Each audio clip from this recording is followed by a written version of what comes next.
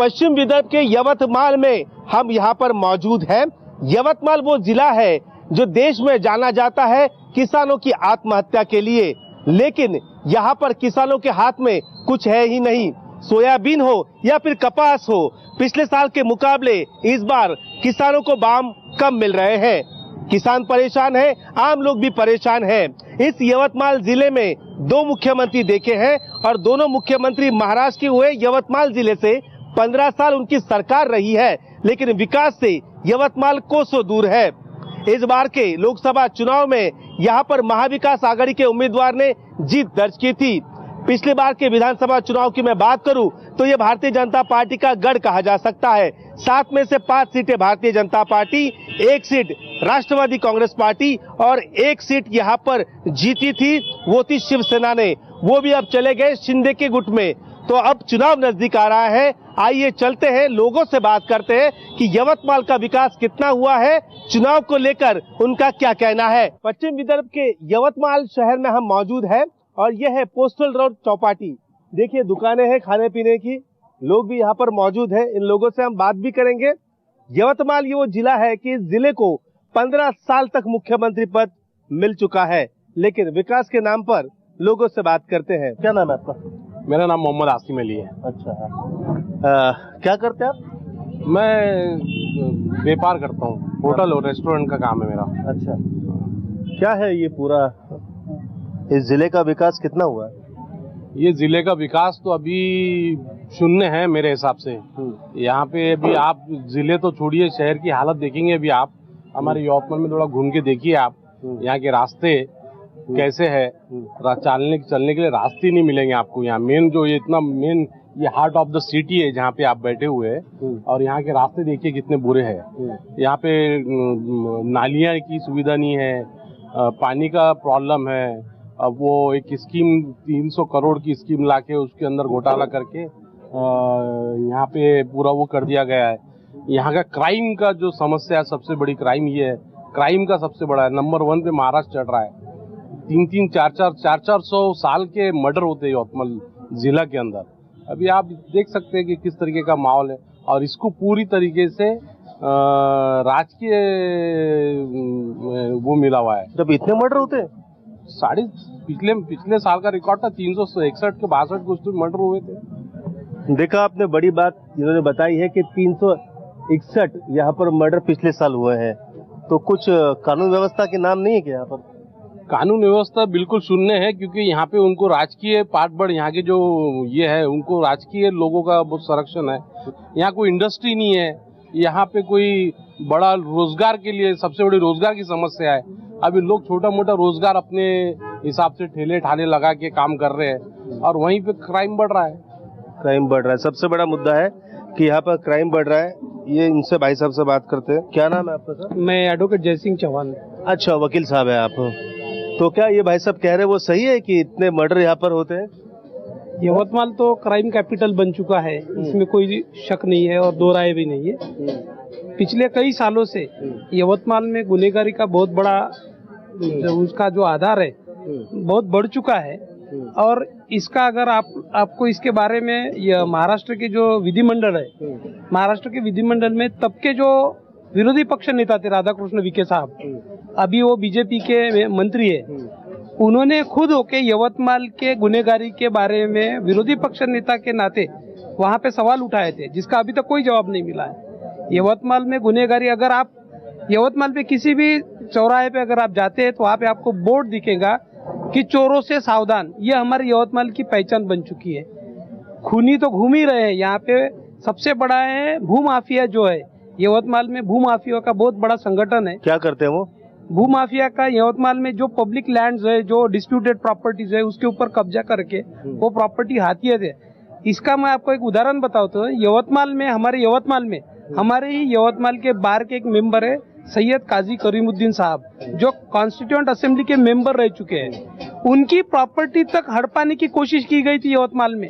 तो आप समझ सकते हैं कि जो स्वतंत्र सेनानी था, जिन्होंने भारत के संविधान बनाने में जिन्होंने अपना योगदान दिया, उनकी तक प्रॉपर्टी छोड़े नहीं यहाँ के भूमाफिया ने। इतना बड़ा इतना बड़ा उन लोगों का संगठन बन चुका है। और इसके बारे में विरोधी पक्ष नेता ने तो खुलेआम नाम लेके बोला है। यवतमाल के पार्षद, यवतमाल के जो विधायक है उनका नाम लेके बोल चुके थे। 2016-17 की बात है ये। यवतमाल के जो संजय देशमुख जो वो खासदार बन चुके हैं सांसद, उन्होंने पार्लियामेंट में, हालांकि ये स्टेट विषय है, स्टेट लिस्ट में सब्जेक्ट होता है, ये यवतमाल की गुनहगारी इतनी बढ़ चुकी है कि हमारे सांसद को वहाँ पे आवाज उठाना पड़ा।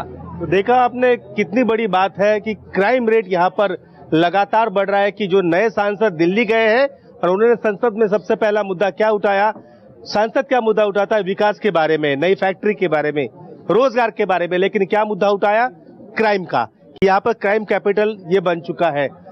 और भी कुछ लोग हैं, आप बैठिए, हम आपसे बाद में भी बात करेंगे, और भी लोगों से बात करते हैं। क्या नाम है आपका? मैं अशोक ठाकरे। ठाकरे, कितने सालों से रहते हैं यहाँ पर? यहाँ पर नहीं, मैं यहाँ से ग्रामीण एरिया में रहता हूँ। जिला तो यही है ना आपका? जिला क्या है? मैं बचपन से तो मुख्यमंत्री देखे होंगे आपने, वसंतराव नाईक, सुधाकरराव नाईक, अभी यशवंतराव चौहान करने से तो अभी एकनाथ शिंदे तक के देखे ना। तो 15 साल आपके जिले में मुख्यमंत्री पद था। तो विकास तो कुछ नहीं दिख रहा। यवतमाल जिले में विकास होने का कारण ये है कि उन्होंने उनके पुसद का एरिया ही पूरा देखा अभी तक। पुसद का जिले का उन्होंने कभी उनके ध्यान में ही नहीं आया जिले का विकास करना पड़ता करके। उन्होंने पुसद मतदार संघ जो है उनका, उस पर ही उन्होंने डेवलपमेंट किया है। जैसे पवार साहब ने सिर्फ बारामती का किया है। पवार साहब ने बारामती का तो किया है, लेकिन पवार साहब ने जो कर्मचारी के बारे में था कि महाराष्ट्र के बारे में शरद पवार साहब ने बहुत कुछ किया है। अच्छा। उसके बाद में बाबा साहेब आम्बेडकर को विद्यापीठ को नाम दिया बाबा साहेब आम्बेडकर का। उनके कारकिर्दी में अच्छे काम हुए हैं। इनके वसंतराव नाईक के कारकिर्दी में हरित क्रांति हुई है। लेकिन यहाँ पर विकास की क्रांति नहीं विकास की क्रांति नहीं होगी। जिले के हिसाब से उन्होंने कोई काम नहीं किया। हर बार हमने देखा है कि इस जिले से मंत्रिमंडल में कोई ना कोई तो होता ही है। आज तक के बहुत मंत्री हो गए हैं। दर्डा जी हो गए हैं, मानिकराव जी हो गए, भरपूर मंत्री हो गए, मोगे साहब हो गए, उसके बाद पुरके हो गए आपस। और जहाँ के पार्वेकर जो थे, आबा साहब पार्वेकर, उन्होंने यहाँ के माहौर का जो रेणुका माता का देवस्थान है उसके बारे में उनकी जो इच्छा शक्ति थी, आज वहाँ का जो पानी का प्रश्न है वो देशमुख साहब ने निपटाया है वहाँ का। अच्छा, हम आपसे पूछना चाहते हैं कि पानी आता है क्या यहाँ पर नल में रोजाना? नहीं सर, पानी नहीं आता है यहाँ पे। पानी की शॉर्टेज है। यहाँ पे एक योजना बन रही थी, वो 10 साल से बनी रही है, कोई काम हो नहीं पाया है। टेंडर उसका कोई अच्छे कंपनी को नहीं गया है, वो काम नहीं कर पाई है, उसको पेनल्टी पे है वो। और सभी यहाँ के नेतागण वो काम कराने के लिए असफल रहे हैं। लोगों में असंतोष है और इसका इफेक्ट आने वाले विधानसभा में निश्चित गिरेगा। आपको परिणाम अलग टाइप के आएंगे, ये आम लोगों की सबकी भावना है।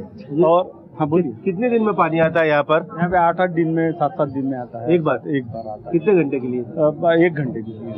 बहुत बड़ी समस्या है। और सबसे बड़ी समस्या है गुनहगारी की है। यहाँ पे गुनहगारी इसलिए पनप रही है कि यहाँ बेरोजगार युवकों को काम नहीं है, कोई इंडस्ट्रीज नहीं है। यहाँ के नेताओंगण दूसरे नेताओं के जैसा, पश्चिम महाराष्ट्र के जैसा यहाँ काम नहीं कर पाए। ग्राउंड लेवल पे कोई काम नहीं करे। जातिवाद का काम है, बैकलॉग एरिया है, आदिवासी बैकवर्ड इलाका है। जो काम अल्पसंख्यक लोगों के लिए यहाँ होने को होना था, मुस्लिम भाइयों के लिए, बौद्ध भाइयों के लिए, आदिवासी भाइयों के लिए, उनके लिए हो नहीं पाया। हम दोनों एक यहाँ से ग्रामीण बोरियर करके गांव है, वहाँ के माजी सरपंच है और मैं उप सरपंच हूँ। अच्छा, तो देखिए विडंबना, देखिए जिस जिले में 15 साल मुख्यमंत्री पद था, कांग्रेस की सरकार हो, बीजेपी की सरकार हो, यहाँ से कैबिनेट मंत्री हमेशा होता है, लेकिन विकास कोसों दूर है। क्राइम कैपिटल बनते जा रहा है। चिंता सभी लोग यहाँ पर व्यक्त कर रहे हैं। पीने के लिए पानी यहाँ तक नहीं है। मतलब अब सवाल ये है कि 15 साल इन मुख्यमंत्रियों ने यहाँ पर आखिरकार किया क्या कि लोगों को पीने का पानी भी नसीब नहीं हो रहा है। कोई आईटी इंडस्ट्री, कोई फैक्ट्री, एमआईडीसी, क्या स्थिति है? एमआईडीसी है ना सर यहाँ, लेकिन बड़ी फैक्ट्रियाँ तो नहीं दिख रही है। क्या है रोजगार बड़ी की तो स्थिति कोई फैक्ट्री नहीं यहाँ पर। पूरे जिले के अंदर कोई बड़ी फैक्ट्री नहीं है। जबकि यहाँ से यवतमाल डिस्ट्रिक्ट से 4-4, 5-5 मिनिस्टर ऑलरेडी रहे हैं, फिर भी पीछे है यवतमाल डिस्ट्रिक्ट। फिर भी पीछे देखा आपने, फिर भी पीछे। और भी वहाँ पर कुछ लोग हैं, यूथ है, चाय पी रहे, जरा इनसे बात कर लेते हैं। यहाँ पर भी बैठे हुए, इनसे बात कर लेते हैं। कहाँ बैग लेके चल रही है आप? कहाँ गए थे, नौकरी पे या शिक्षा करते हैं? नहीं, जॉब करते। जॉब करते। कहाँ पढ़ाई हुई आपकी? मेरा मोलक्षण कॉलेज से। अच्छा, यही से आप? यही से। आप सब यही पढ़े? नहीं, अलग अलग से फार्मेसी हुआ है। फार्मेसी हुआ है। तो यहाँ पर जॉब है अभी? हाँ, सिप्ला में हो। सिप्ला में? यहाँ है सिप्ला कंपनी? हाँ, नहीं मतलब medical representative. Medical representative company नाम की ऐसे बड़ी बड़ी फैक्ट्रियाँ क्यों नहीं आ रही यहाँ पर? 15 साल मुख्यमंत्री यहाँ पर रहे हैं आपके, मिनिस्टर एक ना एक कोई है। दवाई की फैक्ट्री आनी जरूरी है। मिहान जैसा प्रकल्प वहाँ पर है, कितना दूर है? 150 किलोमीटर भी नहीं है। ये क्यों वंचित है यहाँ से? कौन जिम्मेदार है? तो ये तो नहीं बता सकती, पर वहाँ की पॉपुलैरिटी भी ज्यादा है बोलना लगे तो। आप भी यही से? हाँ, मैं यवतमाल से हूँ। ये क्या हमने सुना है कि पिछले साल 361 मर्डर हुए हैं इस शहर में? क्राइम के लिए तो ये मुंबई से 2 नंबर का यही है, यवतमाल है। मुंबई में तो इतने खून नहीं होते साल में भाई। हम तो वही में तो होते हैं हमारे यहाँ पे। हर एक दिन बाद एक खून तो रहता ही है। इस पे कुछ ना कुछ गैंगवार भी रहता है, या फिर क्राइम के लिए भी तो पुलिस की जिम्मेदारी बनती है कि क्राइम कंट्रोल करें। तो जो आपने बताया इंडस्ट्रियल एरिया क्यों डेवलप नहीं हुआ है यवतमाल में, ये मेन बात तो ये है कि यहाँ पे ट्रांसपोर्टेशन का इशू आता है, क्योंकि यहाँ पे बड़े बड़े हाईवेज नहीं है। और मेन बात तो रेलवे अभी भी यवतमाल में नहीं है। अभी भी रेलवे नहीं है? हर एक जिले में रेलवे है, लेकिन यवतमाल ऐसा जिला है कि रेलवे नहीं है यहाँ पे। देखा आपने, 15 साल मुख्यमंत्री पद एक ही घर के पास था, फिर भी यहाँ पर रेलवे नहीं है। मतलब आखिरकार युवा करे तो क्या करे? जहाँ रेल जाती है वहाँ विकास की गाड़ी दौड़ती है, लेकिन विकास से परे है ये यवतमाल। आपका नाम क्या है भाई? संकेत ठाकरे। ठाकरे लोगों की तो बहुत पावर है। हाँ, उद्धव ठाकरे सरकार नहीं है ना? नहीं है? नहीं है। क्या इस बार उद्धव जी को मुख्यमंत्री बना रहे हैं? हाँ, जरूर। क्या बात अच्छी लगती है उनकी? उनके सब ट्रांसपोर्ट वगैरह सब देंगे वो। हाँ, लेकिन उद्धव ठाकरे ने काम नहीं किया ऐसे बीजेपी के लिए? नहीं, ये बाकी बीजेपी वाली सिर्फ जाति पाति में राजकारण करते हैं। ये उद्धव ठाकरे जाति पाति में राजकारण नहीं करते। अच्छा। सर्व धर्म संभाव से करते हैं। अच्छा। दोस्त क्यों हंस रहे हैं आपके इतने? उनको पूछो उनको क्यों हंस रहे भाई इतना? उम्मीदवार उनके ही पार्टी का था ना। पार्टी का है। हाँ? मतलब हमेशा ये करते रहते हो। मैं बीजेपी की तरफ से हूँ, वो इनकी वजह। अच्छा, डिबेट करते रहते हैं। हाँ, डिबेट चलता रहता है। तो अभी उनको पॉइंट मिल गया। अच्छा, मैं हमेशा बीजेपी के पॉजिटिव ये बताता, और वो उनके ये करते हैं हमेशा। और कुछ आए नहीं, सब पॉलिटिकल डिफरेंस होने के बाद भी ऐसा कुछ हमारे इसमें दोस्ती तो बनी रहनी चाहिए। देखो, डिबेट होता है। कार्यकर्ता आपस में झगड़ते, नेता एक साथ बैठ के बस हमारा डिबेट होते रहता है, कौन अच्छा है कौन खराब है, बाकी कुछ ऐसा नहीं है। अच्छा, यहाँ पर इस बार शिवसेना को जीतेगी? पिछली विधानसभा में 19 में एक भी सीट नहीं आई थी। कौन सी शिवसेना की? ठाकरे या हाँ, एक तो आई थी, एक ही है सीट, बस एक की। अभी 2-3 सीटें होंगी क्या उद्धव ठाकरे की? अभी तो 0 है। 2-3 हो जाएंगे। इस साल भी खासदार उद्धव ठाकरे का ही हो गया। हो गया। हाँ। यहाँ भावना गवली शायद यवतमाळ पश्चिम, यहाँ से कौन खड़ा था? राजश्री पाटिल थी। वो बाहर गांव के थी। हाँ, उनको टिकट वहाँ से नहीं दिया यहाँ से, और फिर वहाँ से उनको नांदेड़ से यहाँ बुलाया गया था। शायद उनका ये मायका है। हाँ, शायद यहाँ नेर के पास में कोई तो भी गांव है उनका। हाँ। पर अगर वो लोकल का किसी को देते थे तो वही आते थे। श्योर था। हाँ। मतलब आपकी पार्टी का तो फायदा हो गया? नहीं, वो फडणवीस ज्यादा राजकारण करता है, इसलिए पड़ गई वो। अच्छा। हाँ, फडणवीस ज्यादा राजकारण करते। ये मराठा समाज फडणवीस जी के बारे में आक्रामक क्यों रहता है हमेशा? वो लाठीचार्ज किया उन्होंने, इसलिए। हाँ, जरांगेवाड़ी। अच्छा। अरे भाई साहब आइए, 2 मिनट रुक जाइए, हम आपके पास भी आ रहे हैं। 2 मिनट। रिटायर प्रिंसिपल है सर। क्या नाम है आपका? मेरा नाम फिरोज सर है। फिरोज सर, आपका किसमें प्रिंसिपल थे, कौन से कॉलेज में? अंजुमन उर्दू हाई स्कूल में। अच्छा, क्या है, शिक्षा के मामले में भी पिछड़ा हुआ है, लोग यूथ यहाँ से बाहर जा रहे हैं। 15 साल मुख्यमंत्री रह के क्या किया नाइक परिवार ने? नाइक परिवार ने ऐसा, उस पर नाइक परिवार पे डायरेक्ट इल्जाम नहीं लगा सकते। नाइक परिवार बोले तो कांग्रेस पे इल्जाम हो रहा। उन्होंने अपनी जगह अपना काम सही किया, जो उन्होंने करना चाहिए। प्रिंसिपल सर, हम किसी पे इल्जाम नहीं लगा रहे। पहली बात, 15 साल किसी के पास मुख्यमंत्री हो ना, तो रेल से लेकर हर कोई सुविधा, एयरपोर्ट बन सकता है यहाँ पर। उन्होंने यवतमाल डिस्ट्रिक्ट में बहुत से अच्छे कॉलेजेस वगैरह सब लाया उन्होंने। यहाँ तक है कि गवर्नमेंट कॉलेज है, यानी MBBS MS वगैरह सब यहाँ पर है मौजूद। तो एकदम ही डायरेक्ट अपन कांग्रेस को नहीं बोल सकते। अच्छा। हर गवर्नमेंट कुछ ना कुछ तो छोड़ती। अच्छा। एक ही गवर्नमेंट पे ब्लेम रखने से। तो ठीक है, अभी दूसरे भी भारतीय जनता पार्टी का भी कोई मंत्री यहाँ से हमेशा मंत्री होता ही है। क्या करते हैं यहाँ पे मंत्री? कुछ है ही नहीं है। क्राइम कैपिटल के नाम से हम तो सुन रहे हैं बाबा, मुंबई में इतने मर्डर नहीं होते, इतने मर्डर यहाँ पर होते हैं, क्या है? हाँ? क्राइम के मैटर में तो मैं कुछ नहीं बोल सकता आपको, वो तो इंसान के यानी वो हर इंसान में जहाँ फिर उसको गुस्सा आता तो वहाँ से उसकी भावनाएं बदल जाती। क्या इस बार सरकार बदलेगी नहीं बदलेगी, कौन मुख्यमंत्री होगा, क्या लगता है आपको? क्या ऐसा लगता है कि उदय ठाकरे मुख्यमंत्री होंगे, और वो जो बाल ठाकरे की शिवसेना है, क्योंकि कांग्रेस और राष्ट्रीय कांग्रेस अगर एनसीपी वो भी उनका साथ दे रहे हैं, इस वजह से 100% उनके शिंदे कह रहे कि हम मेरी शिवसेना है। अब वो तो सभी बोलेंगे, मैं भी बोलूंगा आपको कि मैं यवतमाल का आमदार रह सकता करके। हाँ। आपका नाम? अनवर अजीज खान। अरे अनवर भाई, क्या होगा इस बार, ये विदर्भ की जो मुस्लिम समाज है जी, किसके साथ रहेगा इस बार? सहानुभूति तो उद्धव साहब को है, और जिस तरीके से उद्धव साहब काम कर रहे हैं उस तरीके से आज तक किसी लीडर ने नहीं किया। सभी जाति के लोग एक साथ होकर उनके लिए काम कर रहे हैं, बहुत बड़ी बात है उनकी। ये आगे के मुख्यमंत्री के निर्देश है मुसलमानों के जरिए कि मुसलमान सभी उद्धव जी के साथ है। लेकिन भाई साहब, आपको पता है क्या विधान परिषद होती है विधानसभा के बाद, एक मुस्लिम विधायक नहीं है वहाँ पर, 2 थे रिटायर्ड हो गए। हाँ, खाली वोट लेना है, तो कोई पार्टी मुसलमान को कुछ नहीं मिलती, उस पर कुछ आवाज नहीं उठेगी क्या? आवाज उठेंगी ना इस बार। कब उठेगी? इस बार तो जरूर कुछ ना कुछ हक मुस्लिमों के लिए मांगेंगे। जैसे मुस्लिम तादाद ज्यादा होंगी वहाँ से आमदार मांगना जरूरी है मुस्लिम। उद्धव जी को बोलेंगे कि आप कम से कम 10-15 विधायक तो कम से कम मुस्लिम समाज के तो नहीं? अब सभी लोग तो बोल रहे उद्धव जी को मुस्लिमों के लिए सहानुभूति है। अगर सहानुभूति होंगी तो उद्धव जी जरूर देंगे मुस्लिम को टिकट, क्यों नहीं देंगे? क्योंकि विधान परिषद में ना कांग्रेस के पास विधायक है, ना शिवसेना के पास है, ना एनसीपी के पास है, ना किसी के पास है, मुस्लिम विधायक ही नहीं है विधान परिषद में। उद्धव जी से अपेक्षा है कि वो जरूर कुछ ना कुछ मुस्लिमों के लिए अच्छा सोचेंगे और जरूर एक ना एक विधायक देंगे कर। अच्छा, पिछली बार हमने देखा था कि 7 सीट थी, 5 यहाँ पर भारतीय जनता पार्टी का किला है ये।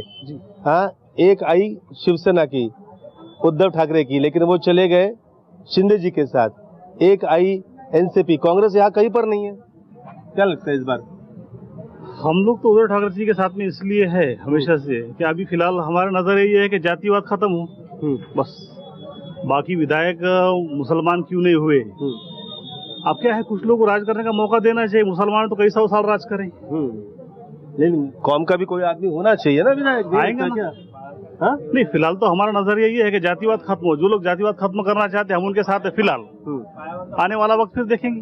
लोकसभा में कांग्रेस ने किसी को टिकट नहीं दिया, एक भी मुस्लिम कैंडिडेट को नहीं दिया। हाँ? सच्चाई है ना?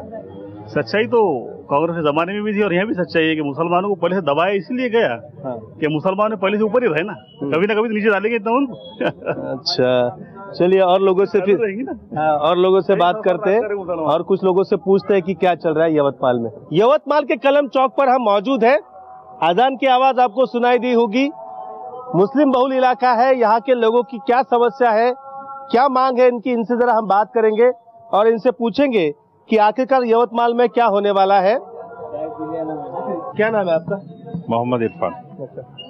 मोहम्मद भाई, क्या इस बार मुस्लिम समाज तो पिछली बार लोकसभा चुनाव में तो महाविकास आघाड़ी के साथ था, जमकर सीटें बरसाई है, 31 सीटें।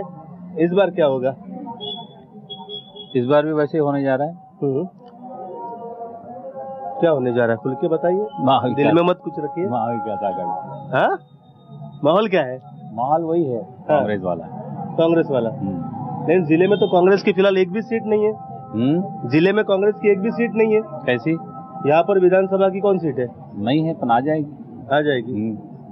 क्या ये सरकार जो है अभी अच्छा काम नहीं कर रही क्या? वो तो पता है आपको सब क्या हो रहा है। पैसे तो दे रहे हैं ना। पैसे से क्या होने वाला है? पैसे से सब कुछ थोड़ी होता है। अच्छा, क्या देना चाहिए फिर? रोजगार। रोजगार मेन चीज है। लोग परेशान है, काश्तकार परेशान है, बेरोजगारी इतनी बढ़ गई, पढ़े लिखे जवान लोग बेरोजगार घूम रहे हैं। रोजगार नहीं है, खाली एक वक्त पैसे दे देने से 1500 रुपए लाड़की बहन लाड़का भाव, इससे थोड़ी होने जा रहा है। परमानेंट सोल्यूशन होना इसका। ये किसानों का जिला है, लेकिन यहाँ पर भाव है क्या सोयाबीन या कुछ? सभी है, भाव है लेकिन भाव नहीं है ना। भाव तो बिल्कुल नहीं है ना जी, गवर्नमेंट क्या दे रही है। हाँ, पिछली बार तो काफी कम था, पिछली बार के मुकाबले इस साल बहुत कम है ना भाव। क्रॉप अच्छा है लेकिन कैसा भाव नहीं मिलता, मेन चीज भाव है। देखिए, यहाँ पर काश्तकार यानी किसानों को काश्तकार कहा जाता है। महाराष्ट्र के अलग अलग, यानी पश्चिम महाराष्ट्र हो या फिर मराठवाड़ा, वहाँ शेतकरी कहा जाता है। लेकिन यहाँ पर विदर्भ में काश्तकार कहा जाता है। जी काश्तकार काफी परेशान है।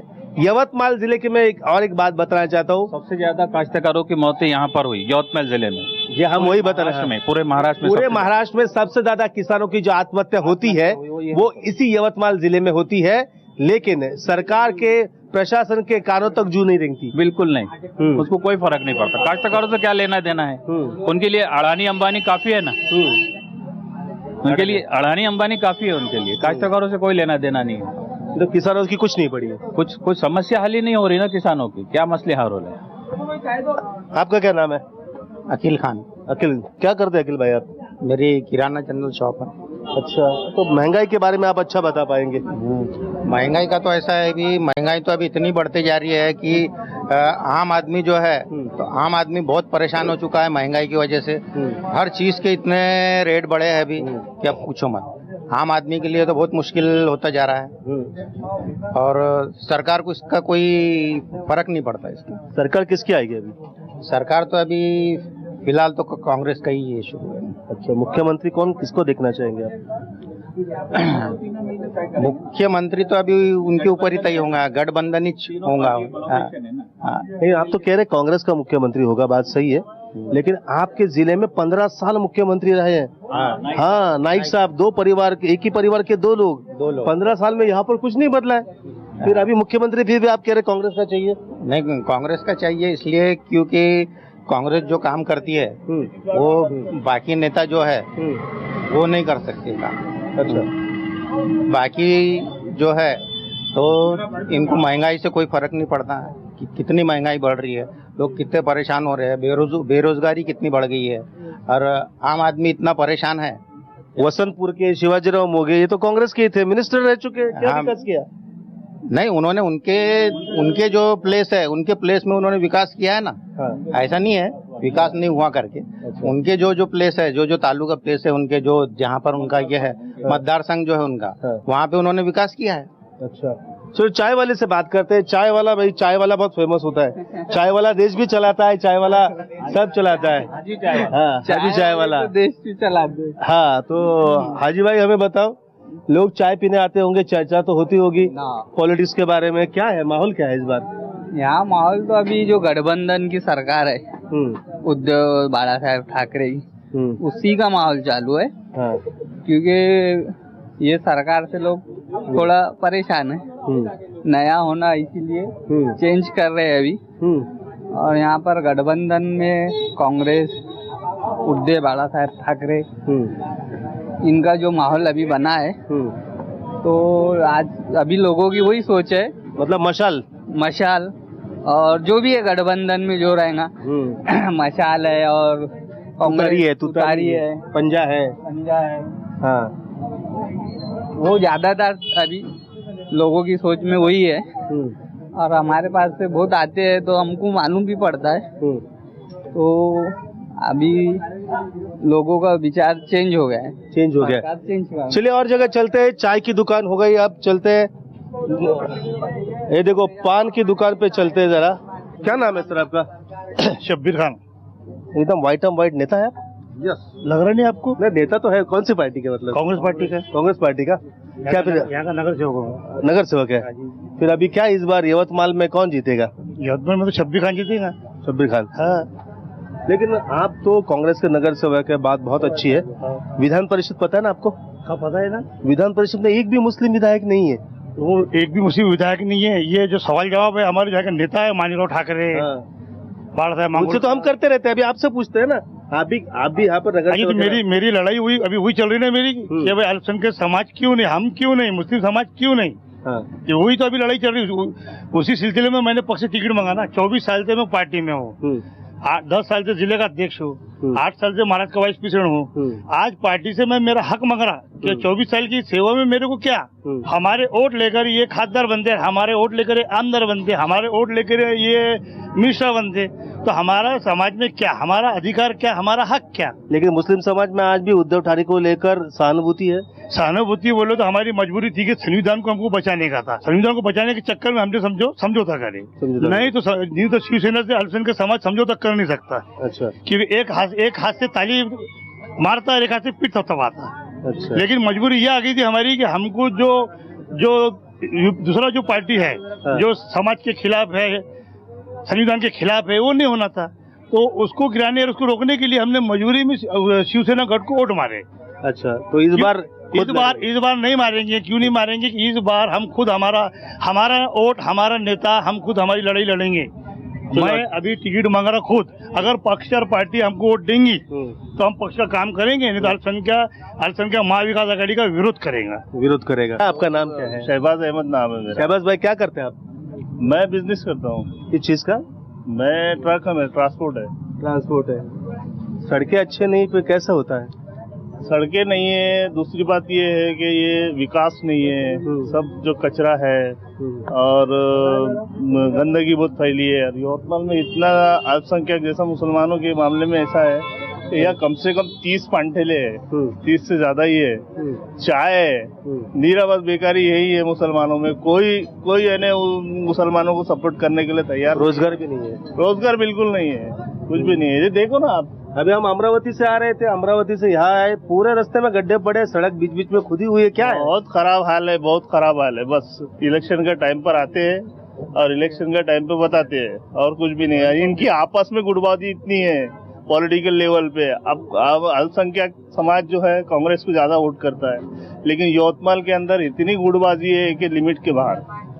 माणिकराव ठाकरे का ग्रुप अलग, इधर इनका ग्रुप अलग, उधर उनका ग्रुप अलग। ये सब एक में तो पैर खींचने के चक्कर में है, टांगा खींच रही है।